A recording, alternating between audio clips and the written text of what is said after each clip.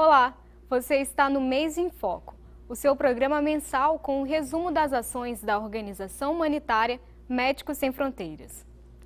Na França, a equipe da MSF trabalha no auxílio de refugiados e oferece atendimento psicológico e oportunidades aos jovens que não têm para onde ir.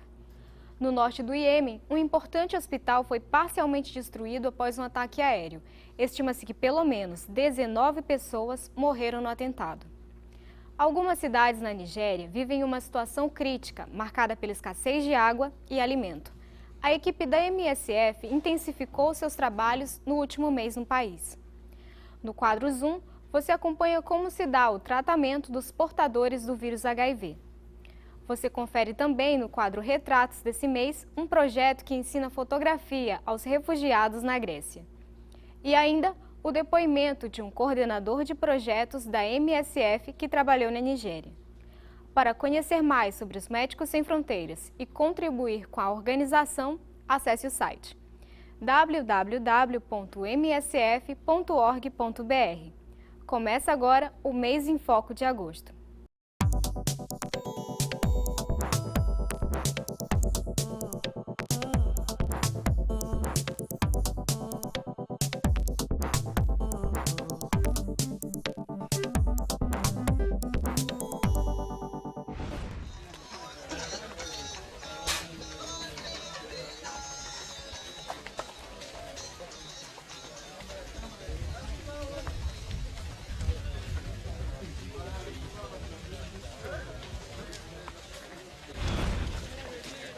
Every afternoon in one of the containers at the MSF Youth Centre in the Calais jungle, Livia explains to young refugees what their options and rights are, such as applying for asylum in France, being reunited with family in the UK, or simply being offered a safe place temporarily. L'objectif, c'est un peu qu'ils réfléchissent sur leur... The aim is to get them to think about what they're seeking to achieve in migrating. Sometimes they come to France with the idea of getting to England, but they don't really know why.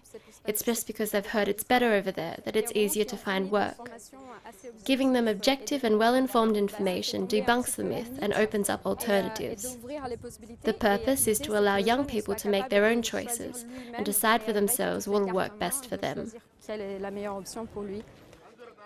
Unaccompanied minors, who are often suffering from the trauma of leaving home and an equally harrowing journey, sometimes fall victim to violence in the jungle. In the youth centre, those who want to can talk to a psychologist. They can also get some respite through recreational activities or French or English lessons.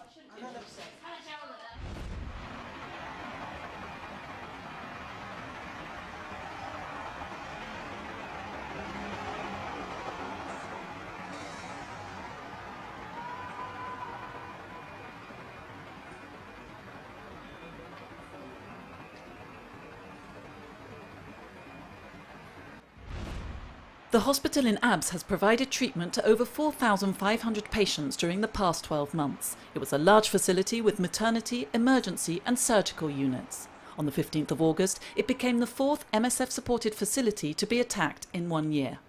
Tomorrow we'll lose people because they won't have access to this type of healthcare. So it's not only to hit the hospital, the damage are far beyond that. And I mean, it speaks about what is happening in the country right now. More and more civilian infrastructure are targeted. More and more civilians are dying because of direct or indirect cause of the war. And this is not acceptable. A few days after the bombing, MSF took the decision to pull out its staff from 2 of North Yemen's governorates.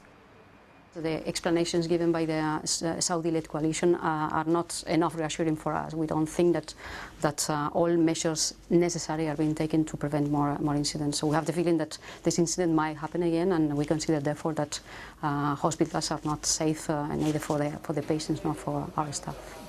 So now 6 hospitals in North Yemen no longer receive assistance from MSF.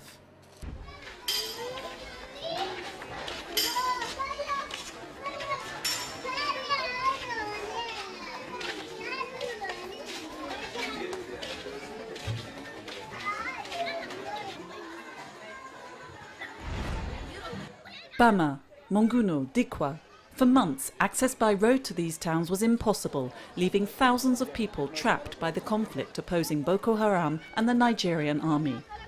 At long last, it's possible once again to get through to these towns. MSF has to travel under armed escort or in helicopters. The needs are immense, like in Bama, where 10 to 15,000 people are living. We've been queuing for 3 days now. There's no water, that's what's worrying us. There's no food either. We're all hungry. We have no shelter and no clothes. That's what we need. During each visit, the team seeks out the patients most in need of emergency medical treatment. They are going out through the camp and finding the children that are in bad condition and children that need medical care, and those that will need to be referred here to Gwenge, they stabilize them as much as possible, and then every week or every 2 weeks, in as much as possible, when we have a movement, we bring as many kids as possible from the camp to Gwenge. Gwenge is a health centre in state capital Maiduguri. MSF plans to double the number of beds here, 120 at present, as the centre is constantly overcrowded. The patients cycle through quite quickly. Yesterday we discharged 14, but we admitted 12 because there was a movement that came from Bama bringing many of these sick children. And so we are planning, we're putting up more tents, and we do expect our activities to continue to increase. Not only as we gain access to more camps, but also as the rainy season sets in and malaria season is starting, and we know that with malaria comes a lot of malnutrition, and so we will start to have increasing numbers of malnutrition. Fan is a member of one of the families who have come from Bama. One of her granddaughters was suffering from malnutrition and needed treatment. Fan, whose husband has fled to Cameroon to escape Boko Haram, lives alone with her children and grandchildren. This is how we organize our space. We sleep here with our children.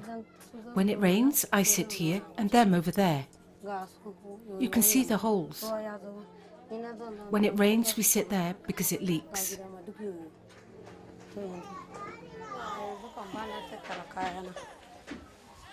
This is where I cook food.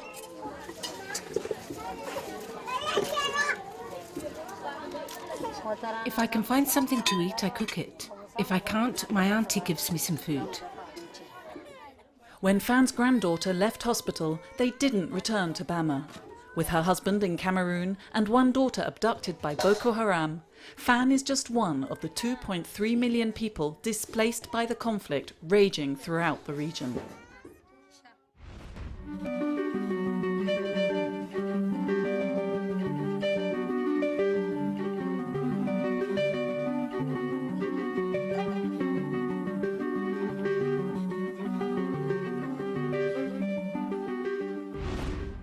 The AIDS virus still can't be entirely eliminated, but taken properly, antiretroviral treatments prevent it from multiplying. In theory, the viral load of HIV-positive people on efficient treatment is low. But this all changes when patients take treatment irregularly or the virus becomes resistant to drugs. The treatment then ceases to be effective and the virus starts multiplying again. The best way to quickly measure the amount of virus in the blood is the viral load test. Medical staff can then offer patients advice on how to better adhere to treatment and, when necessary, modify their prescriptions. Until recently, there were only 2 methods for measuring the viral load. The first requires drawing blood and separating the plasma, but it needs to be kept at a cool temperature, no easy task in some settings where MSF works. The second involves putting some drops of blood on blotting paper, which then has to be transported and handled in a central laboratory. Medical staff often have to wait several weeks for the results. There was need to develop more simple tests that could be done where patients actually receive treatment. MSF has cooperated in the development of one such test with a research laboratory based in Cambridge in the UK. Thanks to UnitAid funding, Samba has been used for the past 3 years to measure patients' viral loads in Malawi and Uganda. Blood samples are analysed in 2 hours, which means patients get their results the same day and the medical team can make swift adjustments to their treatment. Obtaining results of viral load tests quickly facilitates patient follow-up. Treatment is more effective, and consultations can be extended to once every 6 months, if not longer. And for the medical staff, it means more time to care for patients with greater needs.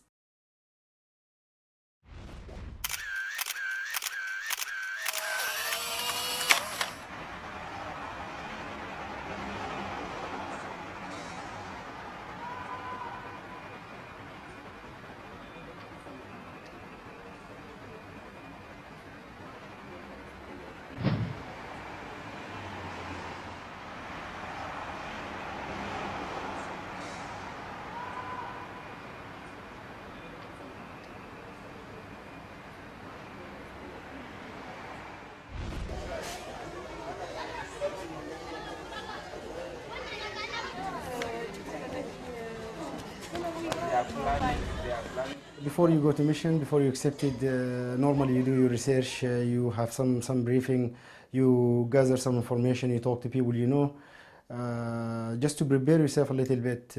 But what I found it difficult, I think, in Nigeria to grasp is actually the severity of the situation. When you go there, it is something out of the imagination.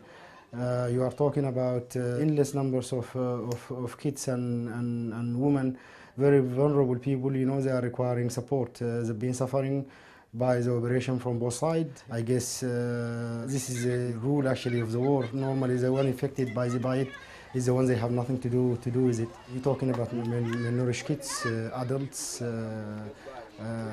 lack of medical assistant, lack of food, lack of sanitation, lack of many things. So when you see this one inside the capital, where all the authority and all the INGOs and all the local NGOs as well, with United Nations agencies everywhere, so you will think actually, you know, the situation will be a little bit more under control. So if it is not, can you imagine how it's going to be actually outside in those newly liberated area, or those areas still under operation?